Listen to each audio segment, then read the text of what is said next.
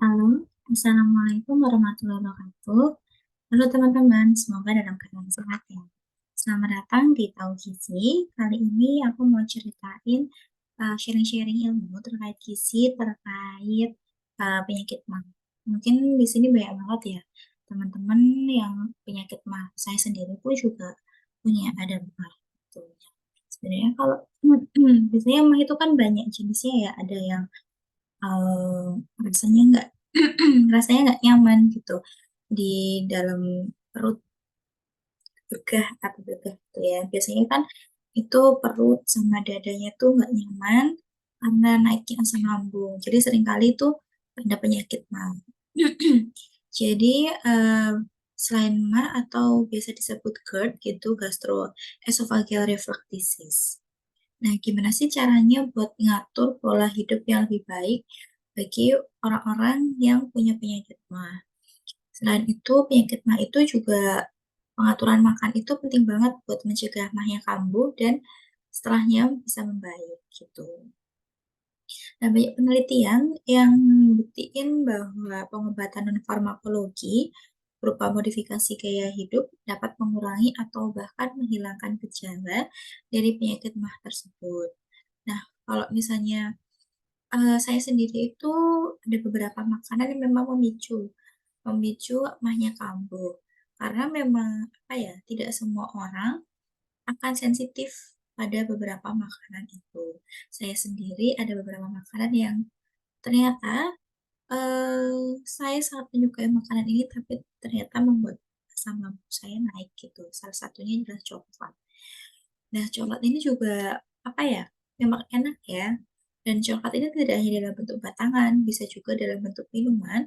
Itu juga bisa membuat kita kambuh. Jadi perlu perlu untuk membatasi konsumsi coklatnya. Jadi ada kandungan yang namanya metilxanthin yang terkandung dalam coklat itu menyebabkan sphincter esofagus bagian bawah. Jadi kalau misalnya lambung kita kan ada nyambung ya dengan esofagus atau yang di bagian kerongkongan atau tenggorokan gitu ya kalau misalnya awamnya gitu. Nah, itu antara lambung sama tenggorokan atau namanya esofagus itu tuh ada apa ya, ada katup di situ. Nah, ada cincin yang membentuk katup itu namanya sphincter esofagus bagian bawah itu jadi lebih rileks gitu. Terus kemudian juga ada makanan pedas. Banyak banget ya terkait sekarang tuh makanan pedas nggak hanya satu dua macam, bahkan banyak sekali gitu. Jadi makanan pedas ini juga sangat menggugah selera ya. Siap jadi buat meningkatkan nafsu makan juga gitu kan. Tapi pedas ini juga apa ya, harus diperhatikan bagi penyandang MA. Mungkin orang-orang yang punya MA itu udah tahu banget ya terkait ini, tahu makanan-makanan apa yang emang memicu terjadinya MA. Salah satunya tadi ya makanan pedas. Jadi perlu menghindari atau membatasi konsumsi makanan pedas, terutama di saat-saat kita memang sedang imunitas sedang rendah, kemudian kita juga tidurnya kurang gitu ya. Terus kita konsumsi makan pedas, makan tidak teratur gitu ya. Terus tiba-tiba makan pedas. Jadi itu bisa membuat apa ya? Bisa makanan pedas itu merangsang organ pencernaan dan membuat iritasi pada lapisan mukosa lambung gitu. Jadi asam lambungnya itu jadi naik gitu. Nah, terus juga ada lagi selain tadi makanan coklat, terus makanan pedas, ada juga makanan yang rasanya asam. Nah, biasanya sering ya asam-asam, pedas-pedas dikurangi gitu kan. Biasanya dokter-dokter atau mungkin ahli gizi yang tolong dihindari terkait makanan itu. Jadi seperti buah-buahan itu buah dan sayur kan ada juga yang cenderung asam ya, cenderung asam. Biasanya itu contohnya tuh jeruk sama lemon. Dan juga ada sayur tomat gitu ya, sebaiknya juga perlu dihindari bagi penyakit MA. Jadi yang asam-asam seperti jeruk, lemon, tomat itu perlu dibatasi dulu kalau misalnya sedang perutnya tidak tidak nyaman gitu ya. Terus buah dan sayur itu juga bisa memicu kenaikan asam lambung. Ada beberapa jenis buah. Jadi perlu memperhatikan juga buah-buah yang memang nyaman dalam kondisi kita saat ini. Saya panas-panas, enak ya kayaknya ngelutis, ngerujak gitu ya. Biasanya kan buah-buahan yang dilutis, rujak itu kan cenderung asam ya, karena lebih segar. Tapi perlu diperhatikan lagi kondisi saat ini kita seperti apa. Jadi bisa pilih konsumsi buah-buahan yang ya netral-netral saja seperti pisang. Itu juga baik seperti itu. Dan itu juga banyak ditemui ya. Banyak ditemui di dekat di keseharian kita. Pisang itu banyak sekali gitu. Terus last but not least itu juga terkait penyakit mah ini juga karena makanan tinggi lemak. Ya siapa sih di sini yang nggak suka gorengan? Bahkan setiap hari pun kalau nggak ada gorengan kayak hampa gitu ya. Jadi ya kalau misalnya memang sedang mahnya kambuh, perlu diperhatikan juga dikurangi dulu atau di stop dulu untuk sementara untuk makanan yang digoreng-goreng. Jadi bisa digantikan dengan makanan yang dikukus, direbus terlebih dahulu sampai kondisi perutnya itu lebih stabil.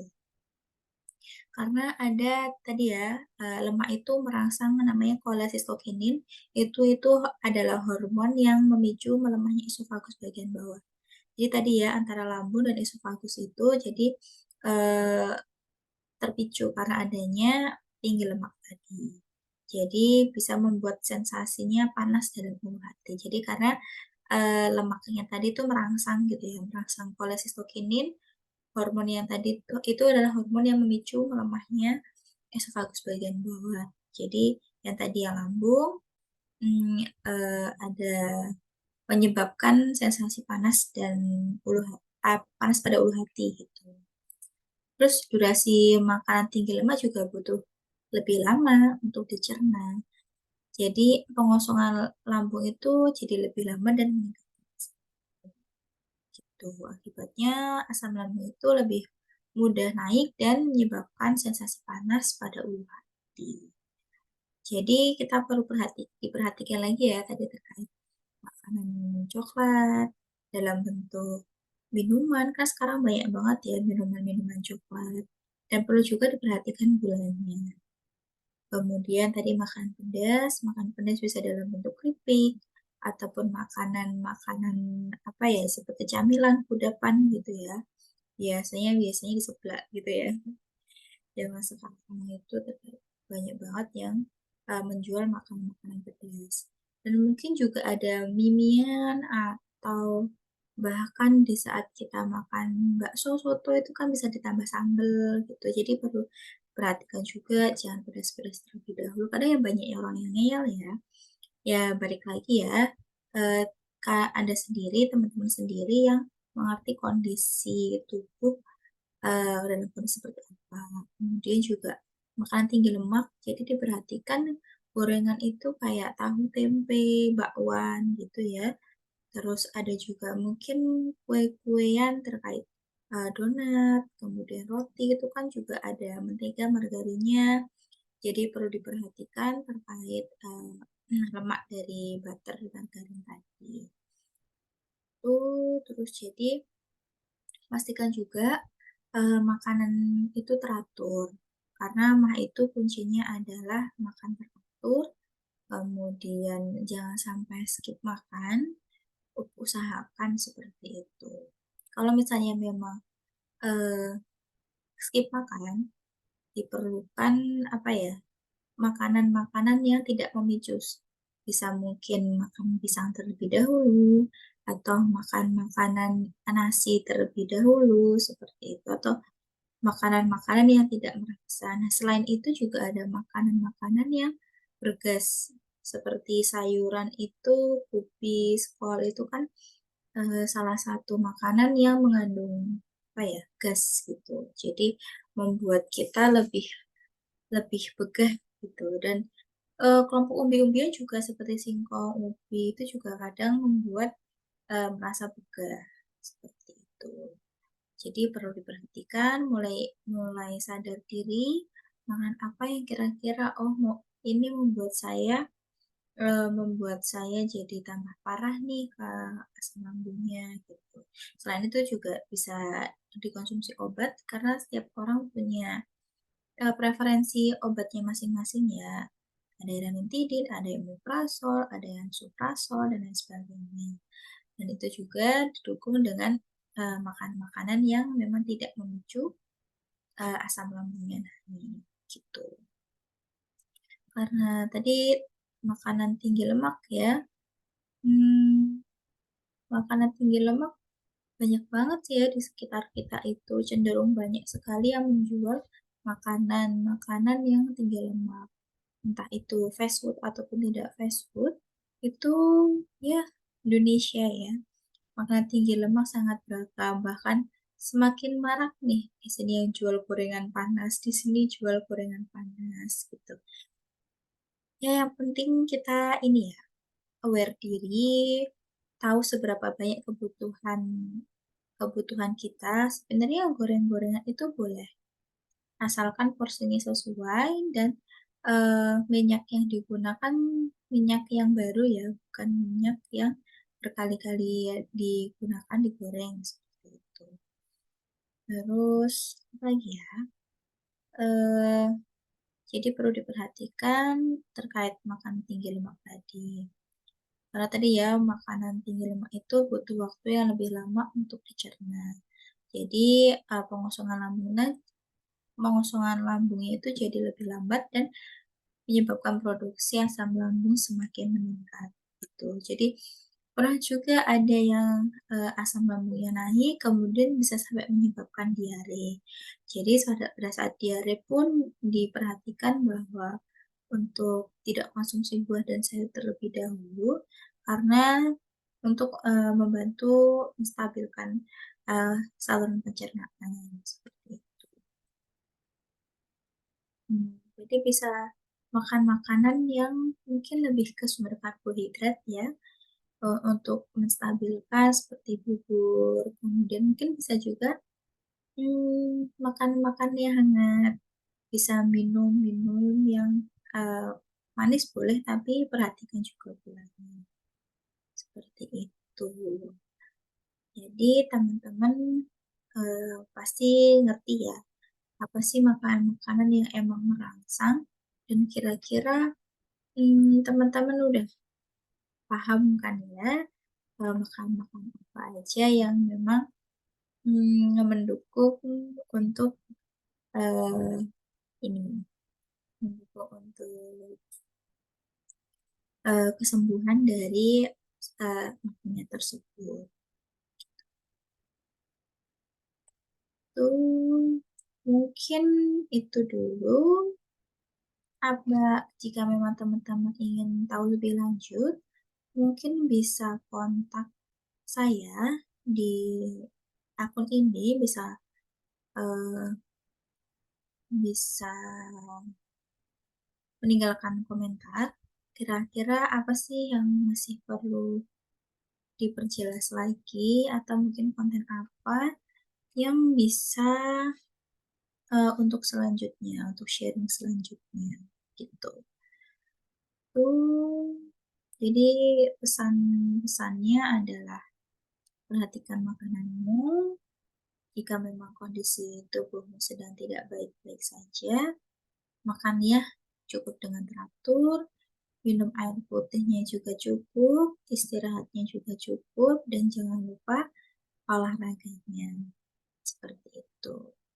Jadi memang kita harus, hidup healthy lifestyle ya, perlu menerapkan dan juga ini, sepertinya untuk di kalangan generasi sekarang yang perlu diperhatikan juga screen time. Jadi screen time terkait, dari handphone atau dari layar laptop atau bahkan dari paparan-paparan yang, eee, screen time-nya menjadi naik gitu. Jadi mungkin kita sesekali perlu memanjakan mata ini gitu ya, mata ini untuk melihat yang segar-segar, yang hijau-hijau, yang biru-biru, bisa memandang langit yang cukup cerah dan sekarang ini meskipun masih panas ya, jadi pas saat pagi hari atau sore hari itu sepertinya baik juga. Dan kadang rumah ini juga, bisa dipicu karena stres ya, bisa dipicu karena stres, karena kelelahan, capek, jadi perlu sesekali kita rekreasi agar supaya rumah ini tidak kambuh, seperti itu. Dan bisa juga konsumsi makanan-makanan yang kita suka, ya memang seperti coklat tuh seperti kesukaan banyak orang, siapa sih yang nggak suka coklat gitu ya. Jadi, tetap perlu diperhatikan porsinya saja. Porsinya seberapa banyak, nanti pasti akan tahu, oh kalau misalnya saya menghabiskan sampai 1 gelas minuman coklat itu, asam lambungnya sudah naik. Mungkin cukup kita mengkonsumsi setengah gelas saja, 1 gelas bisa disimpan atau diberikan kepada keluarga. Jadi bisa saling sharing juga, seperti itu.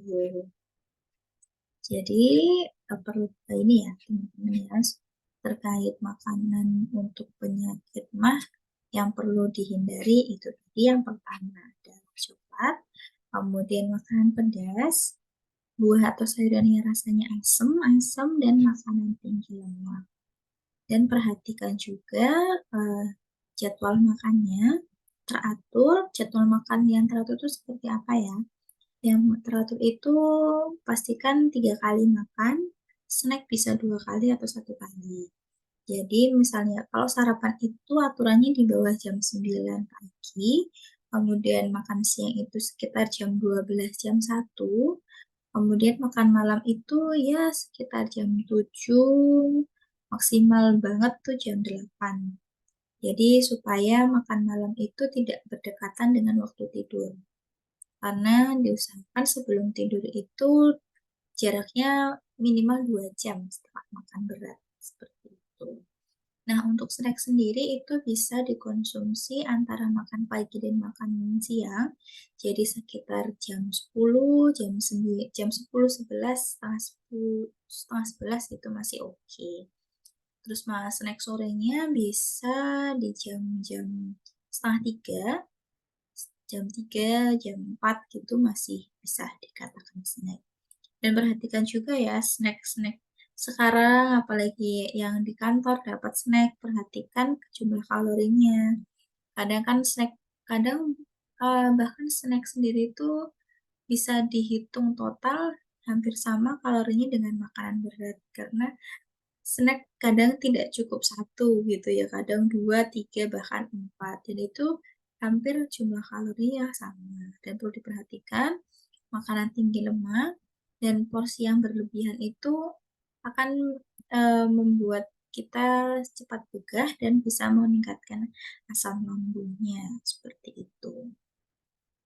Kemudian tadi makan pagi, makan siang, makan malam, ada snack pagi dan snack sore. Jadi perlu perhatikan jadwalnya juga, seperti itu.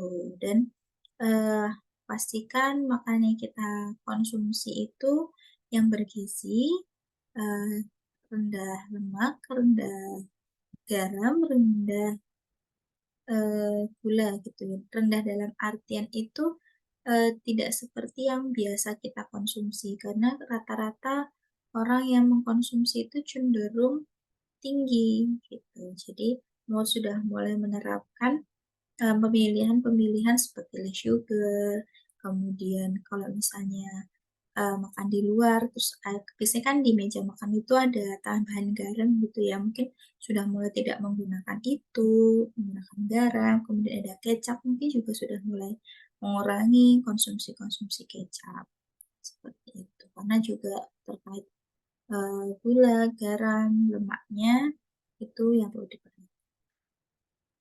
Itu saja mungkin untuk sesi kali ini. Semoga teman-teman mendapatkan pencerahan atau mendapatkan insight baru dari video ini. Semoga di lain kesempatan kita dapat bertemu kembali. Terima kasih. Assalamualaikum warahmatullahi wabarakatuh.